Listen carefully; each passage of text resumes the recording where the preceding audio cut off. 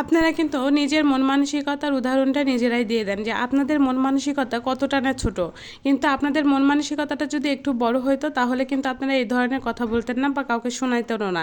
তো যাই হোক, আপনারা যখন আমাকে ভালো ভিডিও আপলোড করি তখন কিন্তু আপনারা সুন্দর সুন্দর কমেন্টের মাধ্যমে আমাকে উৎসাহিত করেন।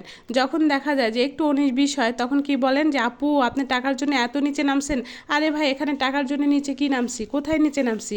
এখানে কি কোনো খারাপ ছবি দিয়েছি, কোনো খারাপ কথা বলেছি? কোনোটাই না। আমি টিপস এবং ট্রিক্স নিয়ে কথা বলেছিলাম। সেই জায়গাতে হয়তো বা আপনাকে আমি ভালোর মধ্যে হয়তো বা দুই একটা অন্য রকমের একটা ভিডিও আপলোড করেছি, তাতে আপনাদের এত এত সমস্যা।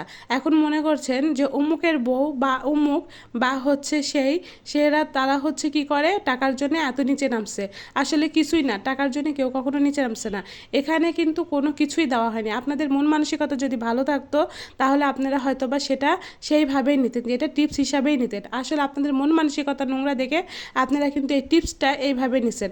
আগে যখন দেখতাম যে সবাই কমেন্টের মাধ্যমে গালাগালি করতো, তখন আসলে বুঝতাম না যে আসলে কমেন্ট করছে করছে থাক, তো এই কমেন্টে রিপ্লাই কেন দিতে হবে, সে তার আবার কেন গালাগালি করতে হবে। আসলে ফেসবুকে কাজ করাটা বড় কথা না। আমি এখন ফেসবুকে কাজ করতেও পারি, আমি ফেসবুকে নাও করতে পারি, সেটা আমার বড় বিষয় না। বড় বিষয় হচ্ছে আপনাদের মন মানসিকতা যখন আপনারা কমেন্ট করেন সেখানে আপনার মন মানসিকতা এখানে ছোট দিক করে দেন। কারণ কি, আমি যখন টিপস নিয়ে কথা বলি আপনাদের ভালো লাগে যেগুলো, সেগুলোতে সুন্দর সুন্দর কমেন্ট করেন। আর যেগুলো একটু অনিশ বিষয় তখন আপনারা কী লেখেন যে আপু টাকার জন্য এত নিচে নামছেন, এতটা খারাপ হয়ে গেছেন। আসলে কি খারাপ দিছি? আমি কি অন্য কোনো খারাপ ছবি দিয়েছি, অন্য কোনো খারাপ ভিডিও আপলোড করেছি? কোথায় দেখছেন? আমাকে দেখাতে পারবেন? না, দেখাতে পারবেন না। তারপরেও কিন্তু আপনারা এই ধরনের মন মানসিকতার পরিচয় আপনারা এখানে দিয়ে যান। তো যাই হোক, আপনাদের মন মানসিকতার পরিচয় আমার জানা হয়ে গেছে। এখানে ফেসবুক থেকে আপনারা মনে করেন আমি লক্ষ লক্ষ টাকা ইনকাম করি। আসলে আমি এখান থেকে লক্ষ লক্ষ টাকা ইনকাম করি। এখান থেকে আমি বাড়ি ঘর মানে সব কিছু করতেছি, কিন্তু আপনাদেরকে দিচ্ছি না। আসেন, যদি পারেন তাহলে আপনারা একটা ফেসবুক পেজ খুলেন, এখান থেকে মনিটাইজেশন পান, তখন বুঝবেন যে ফেসবুক লক্ষ লক্ষ টাকা এখান থেকে কিভাবে দেয়। তো যাই হোক, আমি কারো মন মানসিকতা নিয়ে এখানে কথা বলবো না।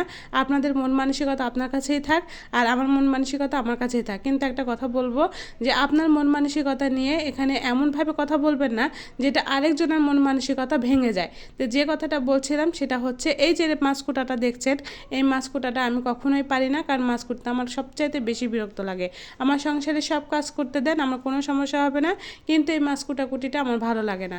তো যখন ঘুম থেকে উঠে দেখি 11টার সময় আমার মা মাছটা নিয়ে লুড়বুড় করছে, মানে আমার মায়ের হাতে কিন্তু একটু ভাঙা আছে, সেটা নিয়ে এত কষ্ট করে যখন মাছটা কুটতেছিল, তখন আমার তো মিস্ত্রির উপর খুব রাগ লাগতেছিল। কারণ আমাদের বাসায় মিস্ত্রিরা এই যে বটি দিয়ে কী যে কাজ করছে, এই কাজের জন্যে কিন্তু মিস্ত্রি মানে একদম বটির মাথাটাই একদম নষ্ট হয়ে গেছে। এখন যদি আমি এখানে বলি যে ভোঁতা হয়ে গেছে, তাহলে আপনারা বলবেন না আপু এত নোংরা ভাষা কিভাবে বলেন। তো যাই হোক, আপনাদের মন মানসিকতা নোংরা দেখে আপনাদের সব কথা এখন নোংরা মনে হবে। আমি বলবো না এই কথাটা, যে মাথাটা এখন একদমই হচ্ছে বসে গেছে। তো এই জন্যে বলবো যে হচ্ছে আমি মাছটা একদমই করতে পারতেছিলাম না, আর আমার মাথাও হচ্ছে গোটাটাই মাছটা কুটে দিয়েছে, আর আমি শুধু চাকা করছিলাম। এই চাকা করতে গিয়ে যে আমি হিমশিম খেয়ে যাব যে বা আমার হাতটা কাটেনি, এটাই আমার ভাগ্যি ভালো। তো যাই হোক, একদম বটিটা নষ্ট করে ফেলেছে, আর তাদের উপর তো আমার প্রচণ্ড রাগ হচ্ছিল। এইদিকে আজকে প্রচণ্ড গরম পড়েছে, উপরে দেখি প্রচণ্ড রোদ, নিচে তো তেমন একটা মানে গরমটা বুঝতে পারছিলাম না। আপনারা আমার এক সাইডে বাসা দেখছেন, এই সাইডের বাসাটা দেখেন নাই, কারণ আমি কালকের ভিডিওতে হয়তো বা পরশু দিনকার ভিডিওতে যেটা ভিডিও হোক আমার হচ্ছে বাড়ির ভিডিওটা দিয়েছি, কিন্তু আমার কিন্তু আরেক সাইডেও বাসা আছে, সেই বাড়ির ভিডিওটা কিন্তু আমি দেই নাই। এদিকে কিন্তু খারাপ অবস্থা আমাদের একদমই। তারপরেও কিন্তু আমরা এর মধ্যে বসবাস করতে হচ্ছে, কারণ জানেন সবাই যে একটা বাড়ি করতে লাগলে কিন্তু একদমই পরিস্থিতি খারাপ হয়ে যায়। আর এই যে সকালের খাবার খাচ্ছি আমি দুপুর 12টায়, মানে আমার প্রতিদিনের অভ্যাস, তাও তো আমি বাসায় একদমই খাই না। তে চিন্তা করছিলাম যে হচ্ছে সকালবেলা একদমই খাবো না, কিন্তু আম্মুর গালাগালিতে মানে 2-1 গ্লাস খেতেই হয়। তো একটা রুটি নিয়েছিলাম আর একটু ভাজি নিয়েছিলাম। তো আমার কোনো মতেই রুচি হচ্ছিল না, কারণ সকালবেলা আমার একদমই ভালো লাগে না। এতবার আমি আমার আম্মুকে বুঝাই, কিন্তু আমার আম্মু কিছুই বুঝে না, যে সকালবেলা আমি একদমই খেতে পারি না। মায়েরা এরকমই হয়, যখন মা থাকবে না তখন মায়ের অভাবটা হয়তো বা বুঝতে পারবো। তো সবাই তাই, যাদের মা আছে তারা হয়তো বা সবাই মায়ের আদর পান, আর যাদের মা নাই তারা সবাই বুঝতে পারেন আসলে মায়ের অভাবটা কী। যার মা নাই তার আসলে কেউ নেই। তো যেটাই হোক, আমার মা আমাকে খুবই ভালোবাসে, আর আমার খাওয়া দাওয়ার দিক দিয়ে আমার মা খুবই খেয়াল রাখে।